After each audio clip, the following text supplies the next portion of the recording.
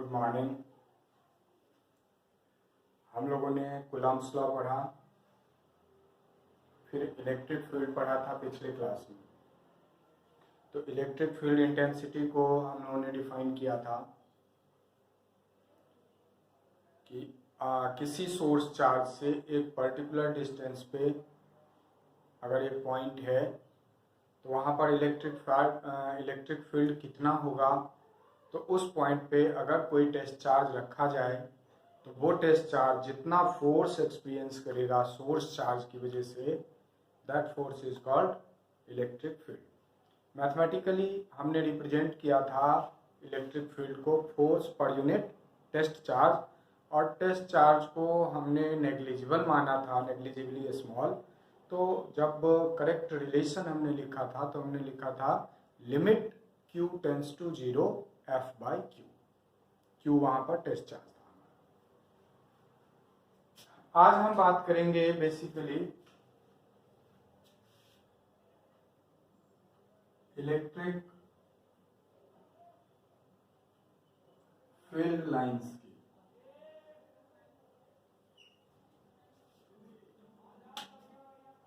Electric field को हमने define किया था कि it is force per unit test charge. Electric field lines क्या है उसको पहले हम समझते हैं। A way of pictorially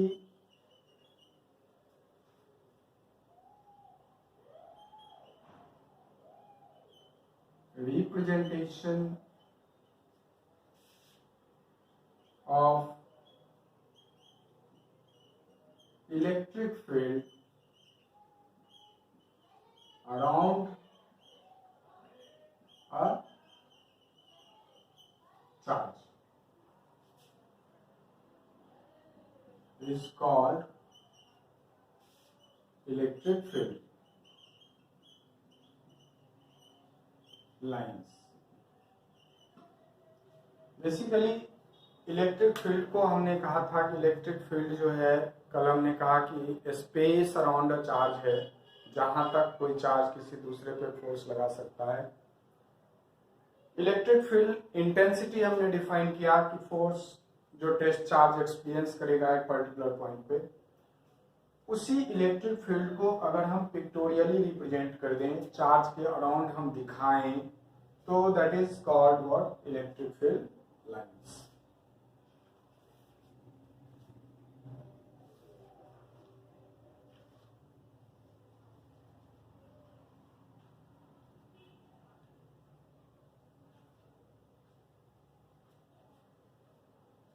जैसे सपोज करो हमारे पास एक चार्ज है यहाँ पे, तो अगर इलेक्ट्रिक फील्ड दिखाना है पॉइंट टू पॉइंट, तो एक चीज हम सभी को पता है कि जो इलेक्ट्रिक फील्ड होता है वो इलेक्ट्रिक फील्ड इनवर्सली प्रोपोर्शनल होता है स्क्वायर ऑफ डिस्टेंस की। तो जैसे जैसे डिस्टेंस बढ़ता जाएगा फील्ड छोटा होता जाएगा, पहली बात। दूसरी बात, फील्ड जो है वो क्या है, वेक्टर क्वांटिटी।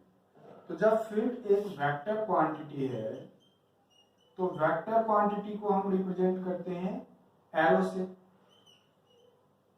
एरो के पास दो पार्ट है, एक तो है इसका टिप और एक है इसका टेल। तो जो टेल है ये तो बताता है स्ट्रेंथ ऑफ फील्ड। टेल क्या बताता है, स्ट्रेंथ ऑफ फील्ड। और टिप क्या बताता है, डायरेक्शन ऑफ फील्ड। ठीक है।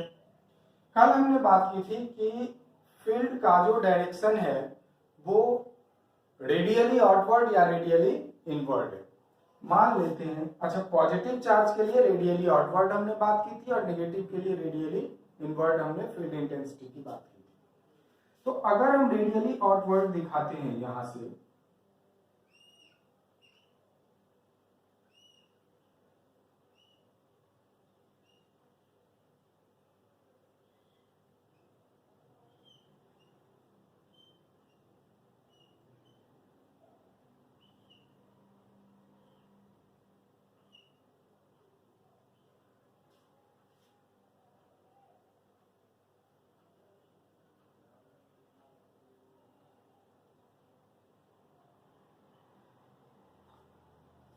हमने रेडियली आउटवर्ड या रेडियली इनवर्ड फील्ड को दिखा दिया। कितने भी लाइन हम ड्रॉ कर सकते हैं। एक पर्टिकुलर पॉइंट पे या एक पर्टिकुलर रीजन में infinite number of field lines हो सकते हैं। यहाँ पर एक चीज गौर करो जो हमने बनाया, देखो यहाँ पे जो एरो है वो उसका लेंथ, यहाँ पे जो एरो है उसका लेंथ, यहाँ पे जो एरो है उसका लेंथ, यहाँ पे जो एरो है उसका लेंथ। हर एरो जो सिस्टम है उसमें आप देख सकते हैं कि जैसे जैसे हम चार्ज से दूर जा रहे हैं लेंथ ऑफ एरो डिक्रीज कर रहा है। लेंथ ऑफ एरो डिक्रीज करने का मतलब क्या है? हमने कहा कि field is inversely proportional to square of distance. तो जैसे जैसे डिस्टेंस बढ़ाएंगे वैसे वैसे क्या होगा? फील्ड डिक्रीज करेगा, फील्ड का स्ट्रेंथ डिक्रीज करेगा। दूसरी बात हमने क्या कहा कि एरो का जो टेल है वो रिप्रेजेंट कर रहा है स्ट्रेंथ को। तो चार्ज से हम जैसे जैसे दूर जा रहे हैं वैसे वैसे एरो का लेंथ कम होता जा रहा है, जो रिप्रेजेंट कर रहा है कि जैसे जैसे चार्ज से डिस्टेंस बढ़ता जाएगा फील्ड का स्ट्रेंथ कम होता जाएगा। ठीक है। अब इलेक्ट्रिक फील्ड लाइंस की अपनी कुछ प्रॉपर्टीज होती है। सबसे पहली बात, it originate from positive charge to negative charge. देखो अगर सिंगल सिस्टम है, सिंगल चार्ज का सिस्टम है तब तो वो इन्फिनिटी तक जाएगा, ठीक है ना, कहीं टर्मिनेट नहीं होगा। बट अगर टू चार्ज है, एक सिस्टम में दो चार्ज है, तो क्या होगा कि पॉजिटिव से ओरिजिनेट होकर के नेगेटिव पे टर्मिनेट हो जाएगा। This is property of electric field, it originate from positive charge and terminate at negative charge. It may be straight or curved। अगर मान लो एक पॉजिटिव चार्ज है, यहां पर कोई दूसरा चार्ज नहीं है, तो ये इंफिनिटी तक जाता रहेगा फील्ड लाइंस। कोई निगेटिव चार्ज है सिंगल, इस पे भी कोई दूसरा चार्ज नहीं है, तो ये क्या होगा? इंफिनिटी से आता हुआ रहेगा। लेकिन यहीं पे अगर हम कहें कि एक पेयर ऑफ चार्ज है, मान लो एक पॉजिटिव यहां है और दूसरा पॉजिटिव यहां पे है, तो हमने कहा कि पॉजिटिव से आउटवर्ड निकलेगा, ठीक है। अब यहां से जो निकलेगा वो पॉजिटिव पे नहीं जाएगा, वो क्या हो जाएगा? मुड़ जाएगा, ठीक है। तो it is curved. It represent repulsion. ये क्या रिप्रेजेंट कर रहा है? रिपल्सन। अगर मान लो हमारे पास दो निगेटिव चार्ज है, क्या होगा? इसमें भी इनवर्ड आएगा फील्ड, इसमें भी इनवर्ड आएगा फील्ड, यहां पर भी फील्ड जो आएगा वो कर्व के फॉर्म में आएगा। इट ऑल्सो रिप्रेजेंट रिपल्सन, क्योंकि फील्ड लाइन क्या हो रहा है? एक दूसरे से रिपेल कर रहा है। अगर हम यहां पे बात करें कि दो पॉजिटिव है, रिपेल हुआ, दो निगेटिव है, रिपेल हुआ, अब एक पॉजिटिव है और एक निगेटिव है, इस कंडीशन में क्या होगा? पॉजिटिव से फील्ड लाइन निकलेगा और निगेटिव पे फील्ड लाइन टर्मिनेट होगा।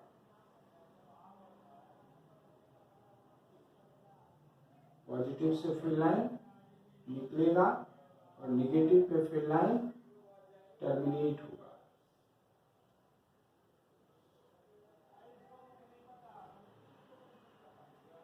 ठीक है। तो अगर आइसोलेटेड चार्ज है, सिंगल चार्ज है, मान लो ये पॉजिटिव है या नेगेटिव है, तो चार्ज क्या होगा? इंफिनिटी तक जाता हुआ दिखेगा। अगर पेयर ऑफ चार्ज है, पॉजिटिव है नेगेटिव है, क्या हो रहा है? इंफिनिटी तक जा रहा है। यहाँ हमें कुछ स्ट्रेट दिख रहा है, यहाँ पर क्या है? कर्व दिख रहा है, स्ट्रेट भी है। जब पॉजिटिव निगेटिव आएगा तो क्या होगा कि पॉजिटिव से निकलेगा और निगेटिव पे टर्मिनेट होगा, एक कर्व के फॉर्म में चलेगा। तो एक बात है ये पॉजिटिव से निकल के निगेटिव पे टर्मिनेट होगा, दूसरी बात है कि ये स्ट्रेट भी हो सकता है, कर्व भी हो सकता है, but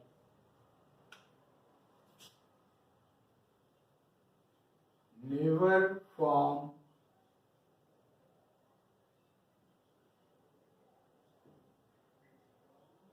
close loop. Close loop कभी नहीं बनाएगा। क्लोज लूप का मतलब क्या हुआ, पॉजिटिव से निगेटिव पे गया और फिर निगेटिव से अगर पॉजिटिव पे आएगा तब क्लोज लूप बनाएगा, ठीक है ना। तो क्लोज लूप क्यों नहीं बनाएगा, क्योंकि charge remains conserved. Charge positive से निगेटिव पे जाएगा but it not come from negative to positive, तो ये क्लोज लूप नहीं बनाएगा, ठीक है। कोई प्रॉब्लम इसमें?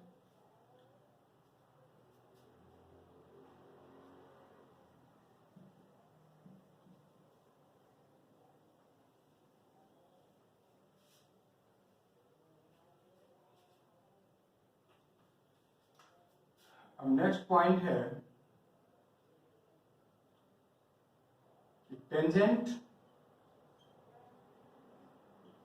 At a point on the curve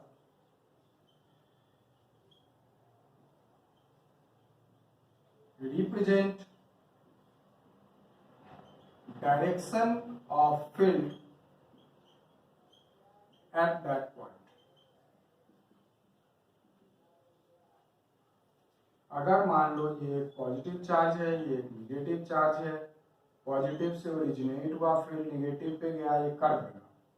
अगर हमसे कहा जाए कि इस पॉइंट ए पे फील्ड का डायरेक्शन क्या है, इस ए पॉइंट पे हम एक टेंजेंट ड्रॉ करेंगे, ये इसके डायरेक्शन को रिप्रेजेंट करेगा। अगर हमसे कहा जाए कि ये एक पॉइंट है बी, यहाँ पर फील्ड का डायरेक्शन क्या है, तो इस पॉइंट पे हम एक टेंजेंट ड्रॉ करेंगे,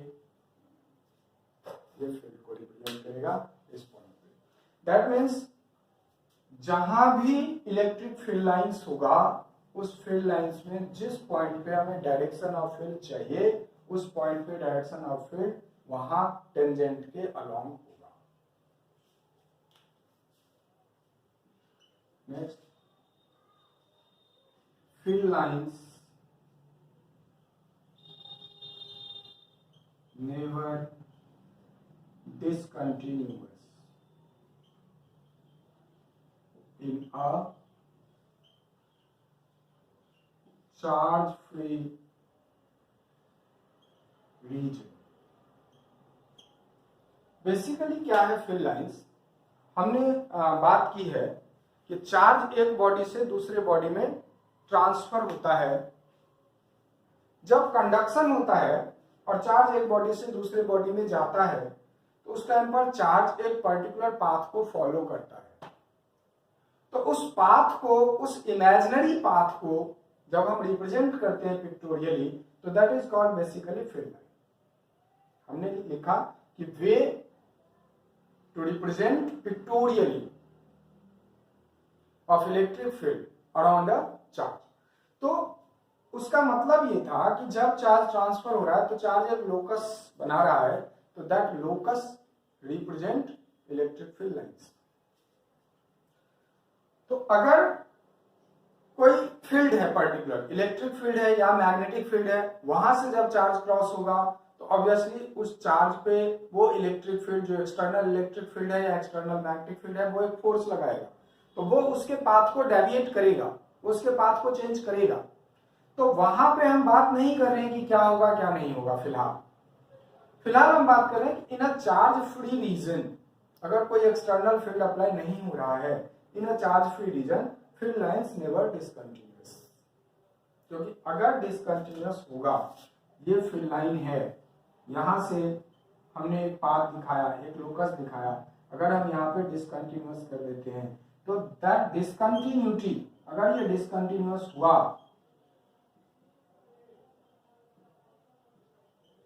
तो discontinuity represent what, loss of charge. Discontinuity represent loss of charge. तो दैट मीन्स यहां से जितना चार्ज चला वो चार्ज यहां नहीं पहुंचा, बीच में चार्ज क्या हो गया, लॉस हो गया। तो अगर चार्ज लॉस हो गया तो ये law of conservation of charge को फॉलो नहीं करेगा, जबकि हमने पढ़ा है कि चार्ज जो है वो लॉ ऑफ कंजर्वेशन को फॉलो करता है। तो that's why film lines never discontinuous. Next thing, film lines never intersect. Film line कभी भी एक दूसरे को इंटरसेक्ट नहीं करेगा। अगर मैंने यहाँ इंटरसेक्ट करा दिया तो इस पॉइंट पे अगर मुझसे डायरेक्शन ऑफ फील्ड पूछा जाएगा तो एक टेंजेंट इधर ड्रॉ करेंगे, एक टेंजेंट इधर ड्रॉ होगा, तो क्या हो गया, एक ही पॉइंट पे दो फील्ड हो गए। That is not possible, that is absurd. तो that's why field lines never intersect, क्योंकि at the point of intersection two tangents are possible which represents two direction, two simultaneous direction of a field, which is absurd, which is not possible. तो इसलिए field lines never intersect. तो basic जो property हुआ field lines का वो क्या हुआ, originate from positive to negative, it may be a straight or curved but never form closed loop. Tangent at a point on the curve represent direction of field at that point. Field lines never discontinuous in a charge-free region. Field lines never intersect.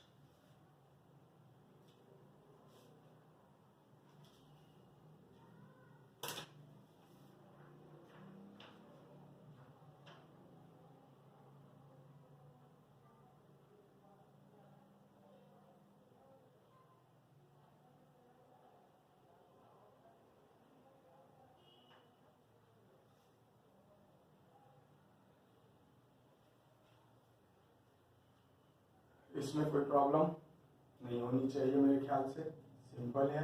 Electric field lines क्या है, electric field को pictorially represent करने के लिए एक वे, दूसरे word में हम कह सकते हैं कि वो पाथ जिसके थ्रू चार्ज ट्रांसफर होता है, वो लोकस जिसके थ्रू चार्ज ट्रांसफर होता है। फील्ड लाइंस की अपनी कुछ प्रॉपर्टीज होती हैं और डिफरेंट सिस्टम के लिए हम फील्ड लाइंस बना सकते हैं। जैसे सिंगल चार्ज था, पॉजिटिव था, नेगेटिव था, पेयर थे चार्जेस के, दो पॉजिटिव दो नेगेटिव, एक पॉजिटिव एक नेगेटिव, पॉजिटिव पॉजिटिव रिपेल क्यों कर रहा है, नेगेटिव नेगेटिव रिपेल क्यों कर रहा है, एक पॉजिटिव एक नेगेटिव अट्रैक्ट क्यों कर रहा है, क्योंकि फील्ड लाइन एक दूसरे को कॉन्ट्रैक्ट कर रहा है, इसलिए वो एक दूसरे से क्या हो रहा है, अट्रैक्ट हो रहा है। और सबसे अहम बात, सबसे अहम प्रॉपर्टी फील्ड लाइन की क्या, यहां पर हम पिक्चर में देख सकते हैं उस प्रॉपर्टी को,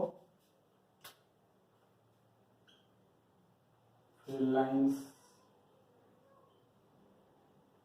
आर रेडियली इनवर्ट, किसके लिए, नेगेटिव चार्ज के लिए, एंड रेडियली